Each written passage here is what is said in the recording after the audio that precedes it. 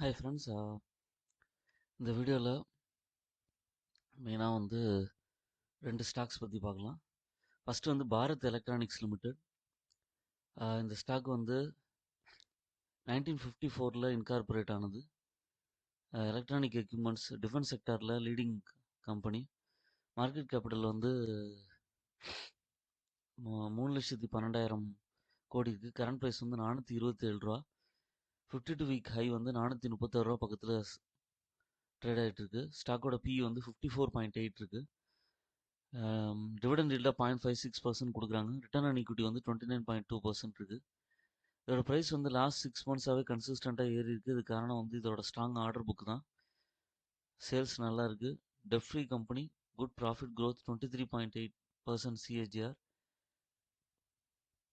Over last 5 years. Good return on equity track 3 இயர்ஸில் 26.4% இருக்குது. Healthy dividend pay out 39.1% கொடுத்துட்ருக்காங்க.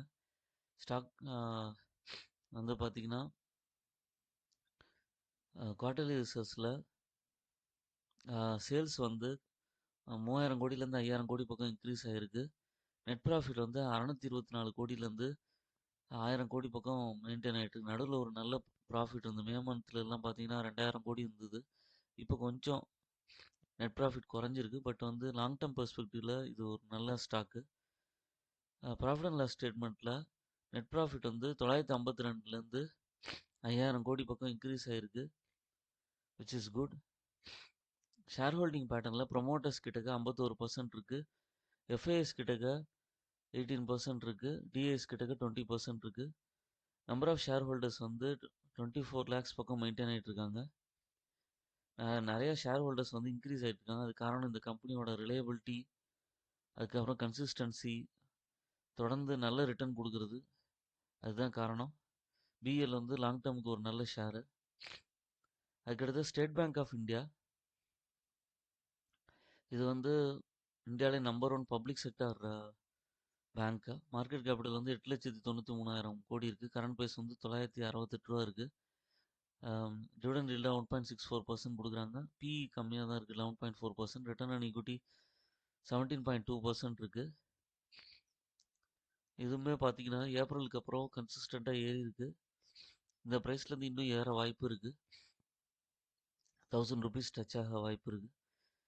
இந்த company profit growth 36.3% CAGR over last 5 years. Healthy dividend pay out 18.2% இருக்குது. Quarterly ரிசல்ட்ஸில் revenue 84,000 crores-லேருந்து 1,28,000 crores பக்கம் போயிருக்கு. Net profit 15,000 கோடியிலேருந்து 21,000 கோடி பக்கம் increase ஆகிருக்கு. ப்ராஃபிட் அண்ட் லாஸ் ஸ்டேட்மெண்ட்டில் நெட் ப்ராஃபிட் இவங்களுக்கு 14,000 கோடியிலேருந்து மல்டிஃபோல்ட் ஆகி 80 crores பக்கம் மெயின்டைன் ஆகிட்டுருக்கு, விச் இஸ் குட். இது காரணம் இவங்களுக்கு ஸ்ட்ராங் கஸ்டமர் ஹோல்டிங் தான். நிறைய அக்கௌண்ட்ஸ் இருக்குது, நிறைய டிரான்சாக்ஷன்ஸ் நடக்குது. ஹோம் லோன் ரீபேமெண்ட், NPAலாம் நல்லா இருக்குது. ஷேர் ஹோல்டிங் பேட்டர்னில் ப்ரொமோட்டர்ஸ் கிட்டக்க 55% இருக்குது. FIS கிட்டக்க 9% இருக்குது. DIS கிட்டக்க 27% இருக்குது. ஓவராலாக நம்பர் ஆஃப் ஷேர் ஹோல்டர்ஸ் கன்சிஸ்டண்ட்டாக இன்க்ரீஸ் ஆகிருக்காங்க. இப்போயே பார்த்தீங்கன்னா 35 lakhs பக்கம் இருக்காங்க. அது காரணம் இதோட ரிலையபிலிட்டி. ஒரு இந்த பேங்க்கில் நம்பி நம்ம அமௌண்ட்டை டெபாசிட் பண்ணலாங்கிற ஒரு பாயிண்ட் ஆஃப் வியூ தான்.